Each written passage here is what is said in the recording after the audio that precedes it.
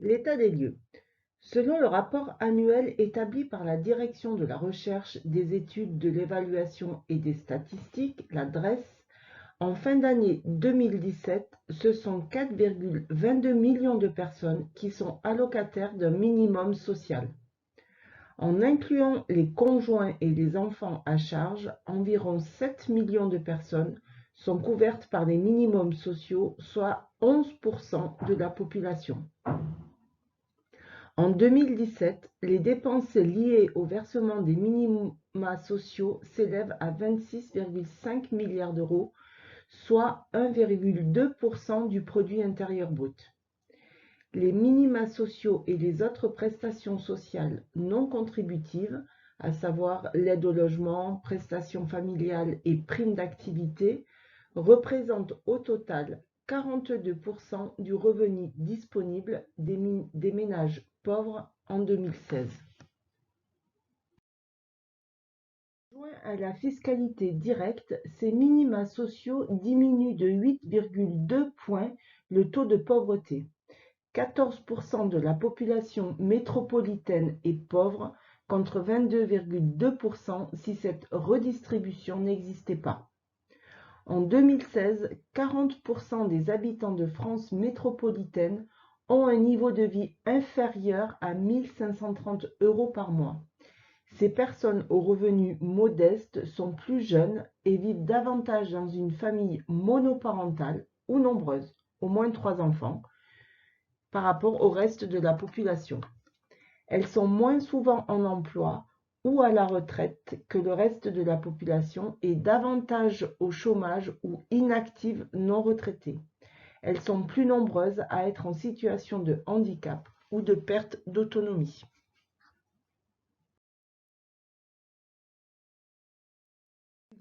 1,88 million de foyers bénéficient du revenu de solidarité active, prestation gérée par les conseils départementaux. Avec les conjoints et les enfants à charge, 3,82 millions de personnes sont couvertes par le RSA, soit 5,7% de la population. La moitié des foyers bénéficiaires sont des personnes seules et sans enfants, un tiers sont des familles monoparentales. Depuis 2009, le RSA remplace le revenu minimum d'insertion, RMI, et l'allocation pour parents isolés et assure aux personnes sans ressources ou disposant de faibles ressources un niveau minimum de revenus variable selon la composition du foyer. Le RSA est ouvert, sous certaines conditions, aux personnes âgées d'au moins 25 ans et aux personnes âgées de 18 à 25 ans si elles sont parents isolés ou justifiant d'une certaine durée d'activité professionnelle. Il est versé aux personnes en situation financière précaire, sans activité rémunérée, chômeurs en fin de droit par exemple, ou disposant de faibles revenus d'activité, dans le cadre de contrats aidés ou quelques missions d'intérim, du travail saisonnier, du temps partiel ou service à la personne. Le RSA est entré en vigueur le 1er juin 2009 en métropole, le 1er janvier 2011 dans les départements et collectivités d'outre-mer, à l'exclusion de la Polynésie française, la Nouvelle-Calédonie et Wallis-et-Futuna où il n'est pas applicable, et le 1er janvier 2012 à Mayotte, mais selon des modalités spécifiques. Le RSA Jeune Actif a été créé le 1er septembre 2010 en métropole, le 1er janvier 2011 dans les DOM. Il peut être versé aux personnes de moins de 25 ans, sans enfants à charge, en activité ou sans activité, qui ont, dans les 3 dernières années précédant la demande, travaillé 2 ans, soit au moins 3214 heures. Les caractéristiques du RSA pour les demandeurs de 25 ans et plus. Une personne française ou étrangère d'au moins 25 ans peut bénéficier du RSA si elle remplit les conditions d'attribution. Le calcul du montant dépend des ressources et de la composition du foyer. Pour obtenir le RSA, il est nécessaire de faire une première demande, puis d'actualiser la situation tous les trimestres. La procédure varie en fonction de la caisse d'affiliation, caisse d'allocation familiale et mutualité sociale agricole. Exemple de montant forfaitaire du 1er avril 2019 au 31 mars 2020. Pour une personne seule, le montant peut être de 559,74 €, un couple sans enfant 839,62 €, un couple avec 2 enfants 1175,47 €, une personne seule avec 2 enfants 1197,97 €.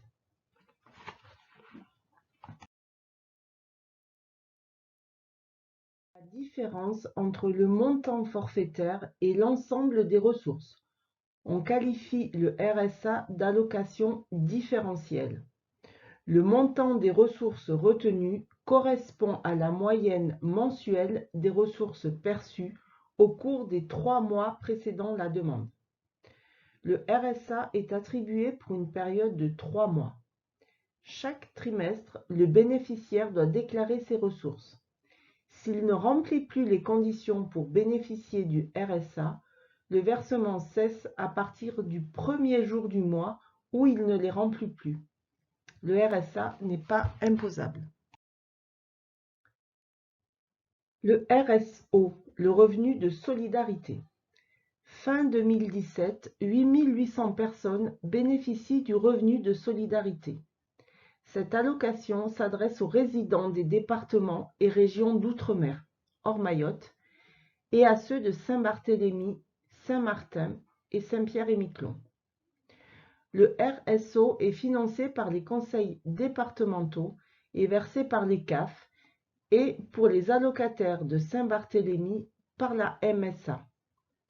Il est destiné aux personnes âgées de 55 ans au minimum, bénéficiant du revenu de solidarité active, RSA, depuis au moins 2 ans consécutifs, sans avoir exercé d'activité professionnelle et s'engageant à quitter définitivement le marché du travail.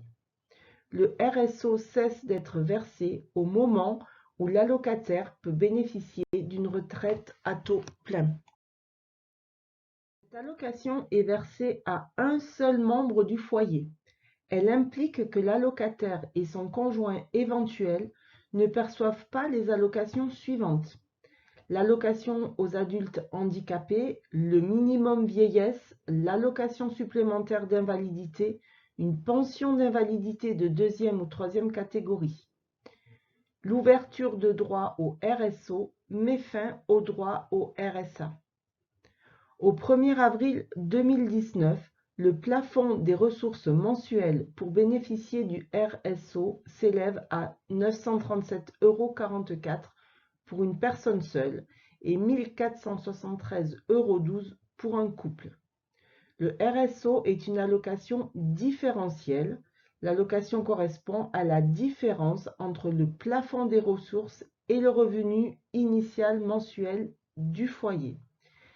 91% des bénéficiaires du RSO vivent seuls et sans enfants à charge. Aux adultes handicapés. Fin 2017, 1,16 million de personnes bénéficient de l'allocation aux adultes handicapés, AAH, destinée à des adultes handicapés aux revenus modestes. Deuxième minimum social en nombre d'allocataires après le RSA, l'AAH ne cesse d'augmenter en effectif depuis sa création, il y a 40 ans, et 7 allocataires sur 10 sont des personnes seules et sans enfants. L'AAH est versée par les CAF et la MSA. Elle est destinée à des personnes handicapées âgées de 20 ans ou plus, ne pouvant prétendre à une pension de retraite, un avantage invalidité, comme pension d'invalidité et allocation supplémentaire d'invalidité, ou une rente d'accident du travail d'un montant au moins égal à l'AAH. Elle est attribuée selon des critères médicaux et sociaux évalué par la Commission des droits et de l'autonomie des personnes handicapées. L'AAH est accordé dans deux cas. Si on reconnaît au demandeur un taux d'incapacité d'au moins 80%, ou bien un taux compris entre 50 et 79%, assorti d'une restriction substantielle et durable pour l'accès à l'emploi. Les ressources ne doivent pas dépasser un plafond, par exemple pour une personne seule et sans enfant, 10 800 € par an. Le montant maximal de l'AAH est de 900 € pour une personne sans revenu au 1er janvier 2020. Une personne qui touche une pension ou une rente, invalidité, accident du travail ou retraite, ou qui travaille, reçoit la différence entre le montant de sa pension ou rente et le plafond de 900 €. C'est une allocation différentielle dont le montant est égal à la différence entre le plafond et les ressources. Pour les personnes ayant une incapacité comprise entre 50 et 79%, l'AAH est accordée pour une période de 1 à 2 ans. Cette durée peut atteindre 5 ans si le handicap et la restriction substantielle et durable pour l'accès à l'emploi ne peuvent pas évoluer favorablement au cours de la période d'attribution. Son versement prend fin à partir de l'âge minimal légal de départ à la retraite. L'allocataire bascule alors dans le régime de retraite pour inaptitude. En cas d'incapacité d'au moins 80%, le bénéficiaire peut continuer à la percevoir au-delà de l'âge minimum légal de départ à la retraite en complément d'un avantage vieillesse. Pour les personnes ayant une incapacité comprise entre 50 et 79%, l'AAH est accordée pour une période de 1 à 2 ans. Cette durée peut atteindre 5 ans si le handicap et la restriction substantielle et durable pour l'accès à l'emploi ne peuvent pas évoluer favorablement au cours de la période d'attribution. Son versement prend fin à partir de l'âge minimum légal de départ à la retraite. L'allocation bascule alors dans le régime de retraite pour inaptitude. En cas d'incapacité d'au moins 80%, le bénéficiaire peut continuer à la percevoir au-delà de l'âge minimum légal de départ à la retraite en complément d'un avantage vieillesse. 20 600 personnes bénéficient de l'allocation supplémentaire d'invalidité, ASI. Créée en 1957, cette allocation individuelle s'adresse sous condition de ressources aux personnes invalides soumises à une réduction d'au moins 2/3 de leur capacité de travail, résidant en France et percevant l'un des dispositifs suivants: pension d'invalidité, pension de réversion, pension d'invalidité de veuf ou de veuve, retraite anticipée. Elle est versée par la Sécurité sociale ou la MSA jusqu'à l'âge minimum légal de départ à la retraite, âge requis pour que les personnes invalides bénéficient de l'allocation de solidarité aux personnes âgées, ASPA. ASI est une allocation différentielle dont le montant est égal à la différence entre le plafond et les ressources. 15% des allocataires sont des invalides de catégorie 1 et 81% sont des invalides de catégorie 2. Depuis le 1er janvier 2020, la Sécurité sociale ne récupère plus au décès du titulaire de l'ASI les sommes qu'elle lui avait versées. Les héritiers du défunt n'ont donc pas à effectuer de remboursement. ASV et ASPA. Le minimum vieillesse permet aux personnes âgées d'au moins 65 ans ou ayant atteint l'âge minimum légal de départ à la retraite en cas d'inaptitude au travail d'accéder à un seuil minimum de ressources. Deux allocations existent: l'allocation supplémentaire vieillesse, ASV, et l'allocation de solidarité aux personnes âgées, ASPA. Fin 2017, 552 600 allocataires perçoivent le minimum vieillesse. L'ASV a été créée en 1956 et l'ASPA est entrée en vigueur en 2007 dans le cadre de la réforme du minimum vieillesse. L'ASV continue d'être versée aux personnes qui en bénéficiaient avant cette réforme. L'ASPA est une prestation mensuelle accordée aux retraités ayant de faibles ressources et vivant en France, plus de 6 mois dans l'année. Elle est versée par la CARSAT ou la MSA à partir de l'âge minimum de 65 ans. Le montant de l'ASPA est égal à la différence entre un plafond et les ressources. Les fonds de ressources au 1er janvier 2020 sont les suivants. Pour une personne seule, 903,20 € par mois. Pour un couple, 1402,22 € par mois. Les sommes versées par la SPA sont récupérées après décès uniquement sur la partie de la succession qui dépasse 39 000 € en métropole et 100 000 € en Guadeloupe, Guyane, Martinique et Réunion.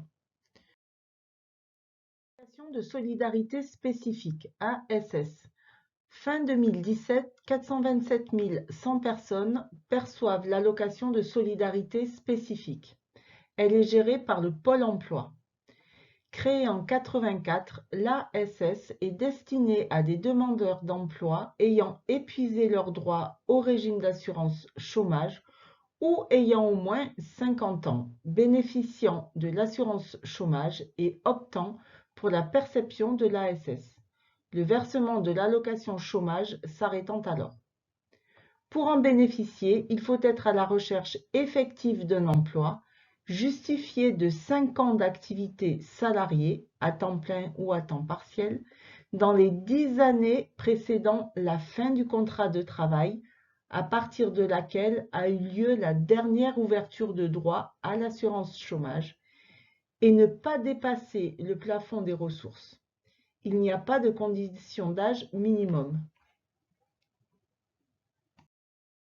Au 1er avril 2019, le plafond des ressources mensuelles pour en bénéficier s'élève à 1 171,80 € pour une personne seule et à 1 841,40 € pour un couple.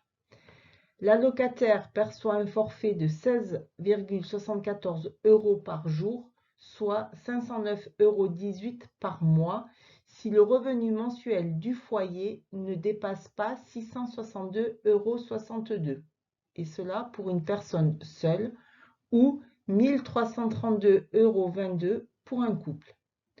Au-delà et dans la limite du plafond des ressources, l'allocation est dégressive et correspond à la différence entre le plafond des ressources et les ressources mensuelles dont dispose le foyer. La moitié des allocataires ont 50 ans ou plus. Ce sont majoritairement des hommes, 57%. Presque 2 allocataires sur 3 sont des personnes seules. Allocation veuvage. Fin 2017, 9 000 personnes perçoivent une allocation veuvage, AV, en France. Les allocataires sont presque exclusivement des femmes, 97%. Créée en 1980, elle concerne les conjoints d'assurés uniquement mariés du régime général ou agricole qui sont décédés. Elle est versée pendant une période de 2 ans au maximum à compter du premier jour du mois au cours duquel s'est produit le décès ou jusqu'à l'âge de 55 ans si l'allocataire avait au moins 50 ans au moment du décès de son conjoint. Le bénéficiaire doit satisfaire des conditions d'âge et de ressources, ne pas vivre en couple et résider en France, exception possible. Par ailleurs, le conjoint décédé doit avoir été affilié à l'assurance vieillesse pendant au moins 3 mois consécutifs ou non, l'année précédant le décès. L'AV est versé par les caisses de retraite du régime général ou agricole. La demande doit être faite dans les 2 ans du premier jour du mois du décès. Les ressources des 3 mois civils avant la demande ne doivent pas dépasser 2 335,58 €, soit 778,53 € par mois. Le montant net de l'allocation veuvage est de 662 € par mois et son montant peut être réduit en fonction des ressources. C'est une allocation différentielle. D'attente, ATA. Fin 2017, 7 500 personnes perçoivent l'allocation temporaire d'attente, ATA, qui est l'allocation chômage de solidarité versée aux apatrides, aux ressortissants étrangers bénéficiaires de la protection subsidiaire, protection internationale fournie à un demandeur d'asile qui ne répond pas aux critères pour devenir réfugié, aux anciens détenus en réinsertion et aux anciens salariés expatriés lors de leur retour en France. Elle est gérée par Pôle emploi. Il n'est pas possible d'entrer dans l'ATA depuis le 1er septembre 2017. Seules les personnes ayant des droits ouverts à l'ATA à cette date peuvent encore en bénéficier jusqu'à expiration de leurs droits. Les ressources du demandeur et de son éventuel conjoint doivent être inférieures au montant forfaitaire du revenu de solidarité active, RSA, correspondant à la composition de leur foyer. Les ressources perçues hors de France sont prises en compte. Au 1er avril 2019, le montant de l'ATA s'élève à un forfait de 11,79 € par jour et par allocataire, soit à 358,61 € par mois. Fin 2017, 81% des allocataires sont des hommes. Plus de la moitié des allocataires ont moins de 30 ans, 4 sur 5 moins de 40 ans.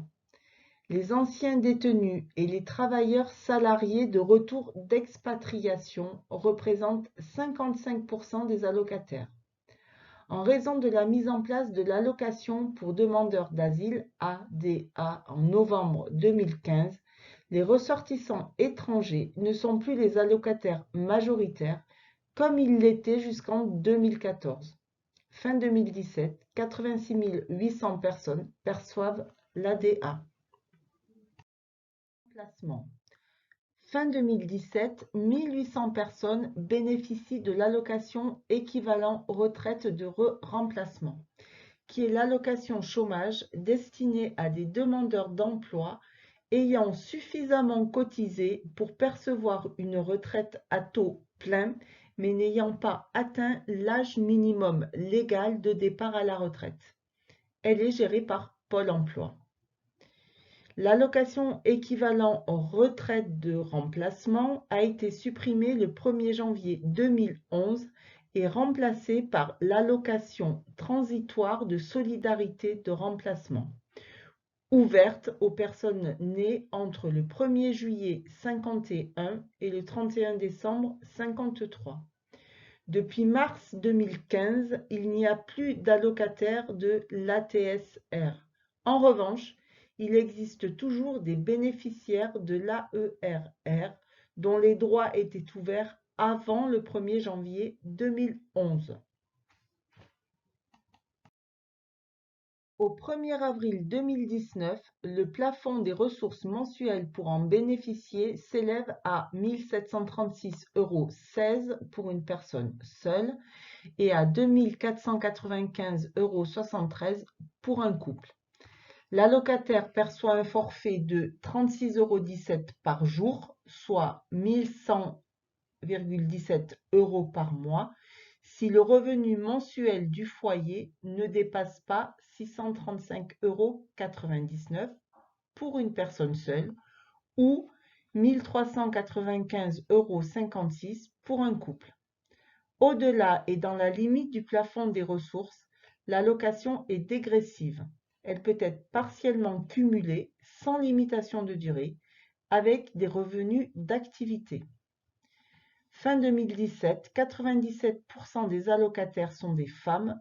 La population des bénéficiaires vieillit du fait de la disparition progressive du dispositif.